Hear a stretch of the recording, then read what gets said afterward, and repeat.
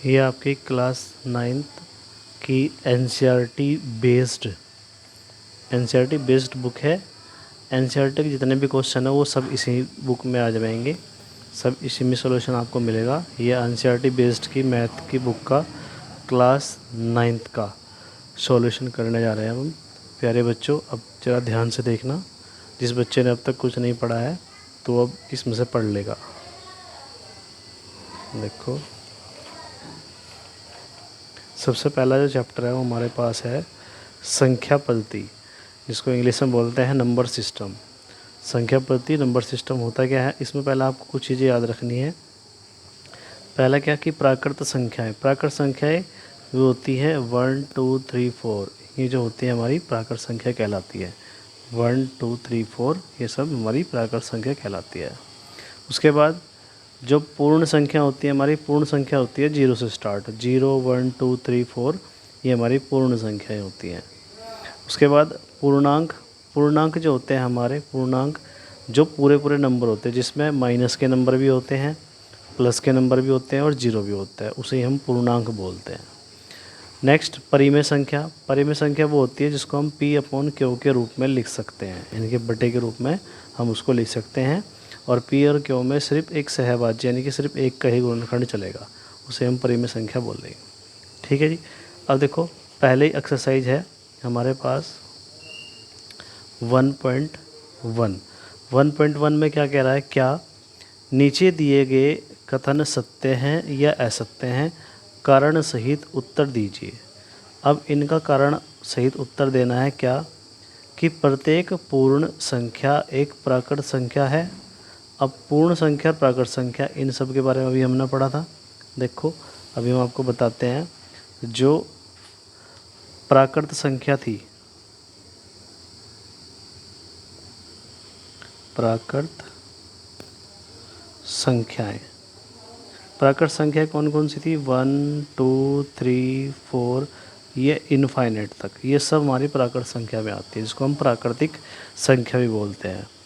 उसके बाद पूर्ण संख्या थी हमारी, पूर्ण संख्या।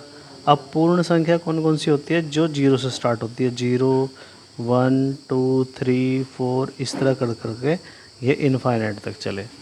उसके बाद हमारे पास था पूर्णांक।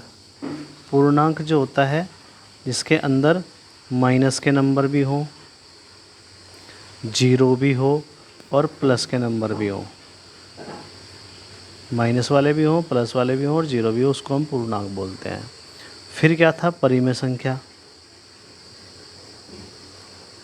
अब परिमेय संख्या क्या होती है, जिसको हम P/Q के रूप में लिख सकते हैं, जैसे 3/4, 1/2 या 1 2 3, ये भी परिमेय संख्या कहलाती है क्योंकि हम इनके अपॉन में 1 लिख सकते हैं। ये भी हमारी परिमेय संख्या होती है।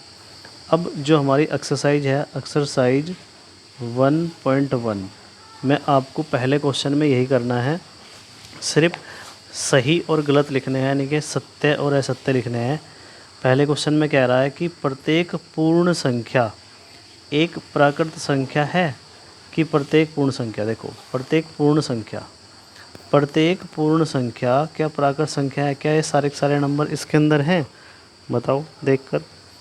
ये जीरो तो है नहीं इसमें, तो इसलिए जो पहला जो क्वेश्चन हुआ वो हो गया हमारा असत्य। ठीक है जी, बात समझ में आ रही है। इस तरह करना आपको पहले का पहला। अब उसी तरह दूसरे पे आ जाओ। दूसरे में क्या कह रहा है, समझो। प्रत्येक प्राकृत संख्या एक पूर्ण संख्या है, प्राकृत संख्या। अब प्राकृत संख्या यानी कि ये वाली संख्या प्राकृत जो हमारी ये है 1 2 3 4, क्या इसके अंदर है, बिल्कुल है, दिखाई दे रही है 1 2 3 4 1 2 3 4। ये सेकंड वाला हो गया आपका सत्य। बात समझ में आ रही है। पहला असत्य हो गया, दूसरा सत्य हो गया। तीसरे पे चलेंगे। तीसरा हमारा क्या कह रहा है, देखो कि प्रत्येक पूर्णांक एक पूर्ण संख्या है। प्रत्येक पूर्णांक, क्या ये सारे के सारे नंबर इसके अंदर हैं, माइनस वाले तो नहीं है भैया, 0 1 2 3 तो है, लेकिन माइनस वाले नंबर नहीं है, तो इसलिए ये भी असत्य हो जाएगा आपका। बात समझ में आ रही है। ठीक है, जिसको कोई समझ में नहीं आ रहा होगा तो पूछते रहना। नंबर 4 पर चलते हैं। नंबर 4 में क्या कह रहा है समझो। प्रत्येक परिमेय संख्या एक पूर्ण संख्या है। क्या प्रत्येक परिमेय संख्या, जितने भी परिमेय संख्या होती है, क्या वो पूर्ण संख्या हो सकती है? नहीं, क्योंकि सारे के सारे नंबर इसके अंदर नहीं हो सकते, क्योंकि -0 नहीं होने का, तो इसलिए ये भी असत्य हो जाएगा। ठीक है जी। नेक्स्ट चलते हैं हम नंबर 5 पर। प्रत्येक परिमेय संख्या एक पूर्णांक है। क्या प्रत्येक परिमेय संख्या, ये सारे के सारे नंबर पूर्णांक के अंदर आ सकते हैं? नहीं, तो ये भी असत्य हो जाएगा। तो ये भी आपका असत्य हो जाएगा। ठीक है जी। नेक्स्ट और लास्ट पर चलते हैं। प्रत्येक पूर्णांक एक परिमेय संख्या है। क्या सारे के सारे पूर्णांक परिमेय संख्या हो सकते हैं? बिल्कुल हो सकते हैं। तो ये हो जाएगा नंबर आपका 6 जो है वो आपका सत्य हो जाएगा। तो इस तरह करने आपको पहले के सभी खंड। ठीक है, कोई प्रॉब्लम हो तो आप इसको दोबारा रिपीट करके देख सकते हैं। नेक्स्ट क्वेश्चन पे चलते हैं हम। क्वेश्चन नंबर है हमारे पास सेकंड में क्या कह रहा है कि क्या शून्य एक परिमेय संख्या है? क्या आप इसे P/Q के रूप में लिख सकते हैं, जहाँ P और Q पूर्णांक है, Q नॉट इक्वल टू 0 है। क्या शून्य परिमेय संख्या है? बिल्कुल, इसको लिख देंगे सत्य। शून्य, अगर शून्य के अपॉन में हम 1 लिख सकते हैं, बिल्कुल, यानी कि जो दूसरा है उसमें लिखना आपको सिर्फ हाँ। हाँ लिखने के बाद और क्या कह रहा है, क्या आप इसे P/Q के रूप में लिख सकते हैं? बिल्कुल लिख सकते हैं। जैसे हम लिख दिया 0/2, यानी कि 0.2 हो गया। जैसे इसमें लिख रखा है इन्होंने, देखो यह 0.1, 0.2, 0.3, तो ये आ जाएगा 0.1, 0.3, इस तरह लिख देंगे आप नंबर इसमें, और कुछ नहीं करना है इसमें आपको। ठीक है जी। अब क्वेश्चन नंबर चलते हैं हम 3 पर। देखो क्वेश्चन नंबर 3 क्या कहता है। क्वेश्चन नंबर 3 में आपको कह रहा है कि 3/4 और 4/5, 3/5 और 4/5, 3/5 है और 4/5 के मध्य में 5 परिमेय संख्या लिखनी है हमें। बहुत आसान है, देखो किस तरह लिखेंगे। यानी कि 3/5 है और एक है 4/5, इनके बीच में अब हमने क्या काम करा, इसमें 0 लगा ले, नीचे भी और ऊपर भी। नीचे दोनों 50 हो गए, बस नीचे वाले हम बराबर करने हैं। देखो अब 30 से 40 तक के नंबर पढ़ते रहो। 31/50, नीचे वाला जुगा तो चलता रहेगा। फिर 32/50, 33/50, 34/50 और 35/50। 5 पूछी थी उसने, तो 5, 1, 2, 3, 4, 5 हो चुकी। अब जो कटता है वो काट देंगे। 31/50 तो नहीं कटेगा, जो कट हो जाएगा।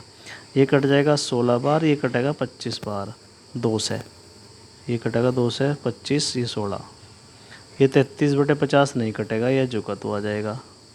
ये 2 से कटेंगे तो 17 बार कटेगा, ये 2 से कटेगा तो 25 बार, तो आ जाएगा 17/25।